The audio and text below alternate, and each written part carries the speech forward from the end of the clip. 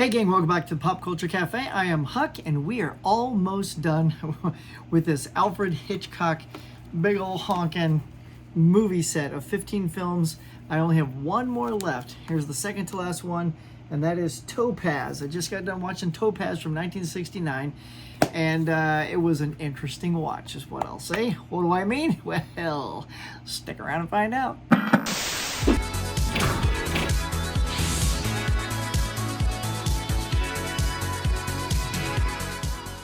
All right, now before I jump on my review for TOPAZ, again, all first-time watches, all of these films with the exception of Psycho, which I'm saving for last.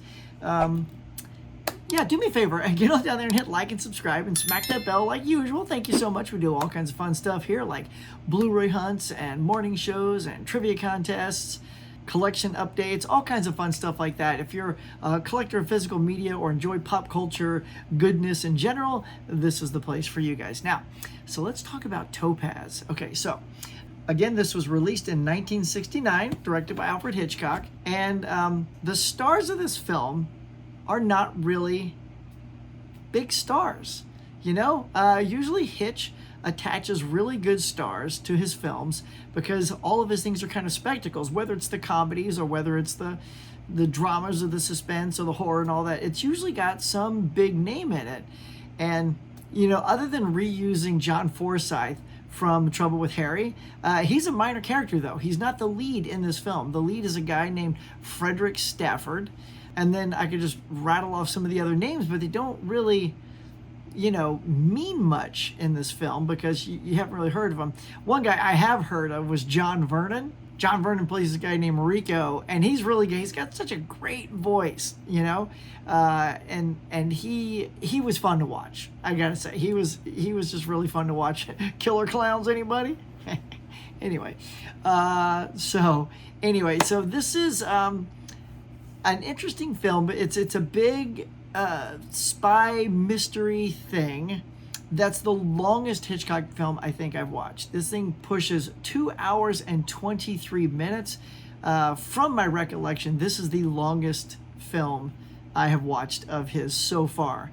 And most of his usually hit that 2 hour mark. Like he's a go-to 2 hour guy, a little bit over, occasionally sometimes under, but you know, 223, that's pretty hardcore.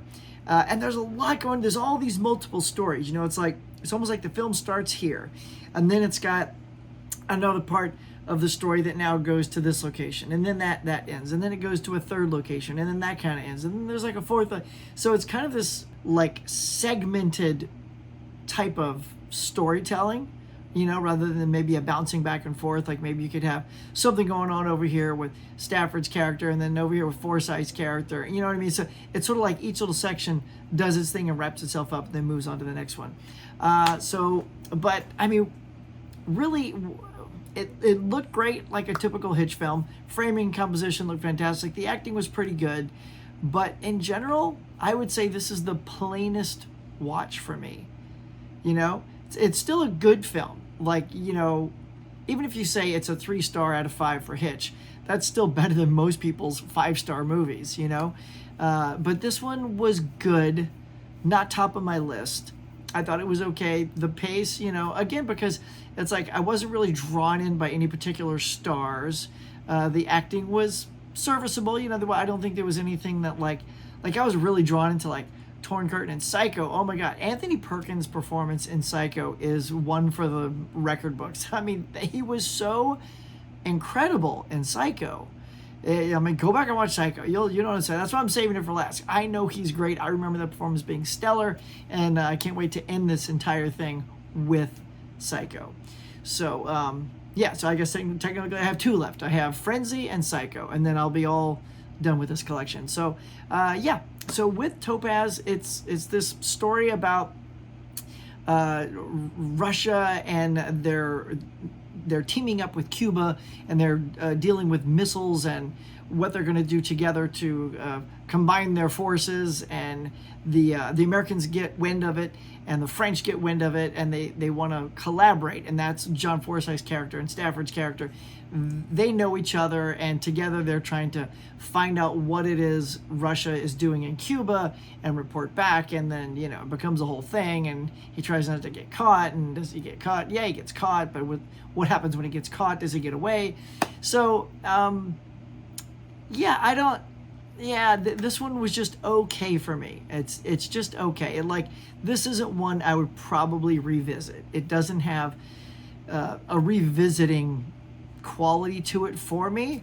Let me know in the comments if this is one that resonated with you, if you really dug it. Like I said, I sort of bounce around and watch things out of order because I want to watch things when I'm in the mood for it, because that's how you watch movies. For example, I watched Family Plot before I watched this. I loved it.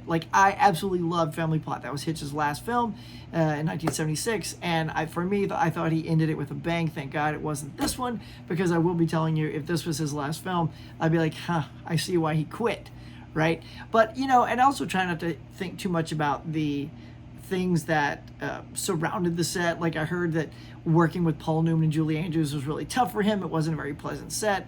I don't care. I just want to watch the movie and enjoy the movie or not enjoy the movie based on that. I don't really need the set drama to tell me that I need to like the movie. So it could be maybe because he had been using stars for so long, and then that last one, which didn't do too well at the box office, and it also put a bad taste in his mouth having worked with those actors, that he just clean house and said, I'm just going to start with actors that aren't names, with the exception of maybe John Forsythe, because he'd worked with him before. But again, he has a very small part, or a medium part, in this film.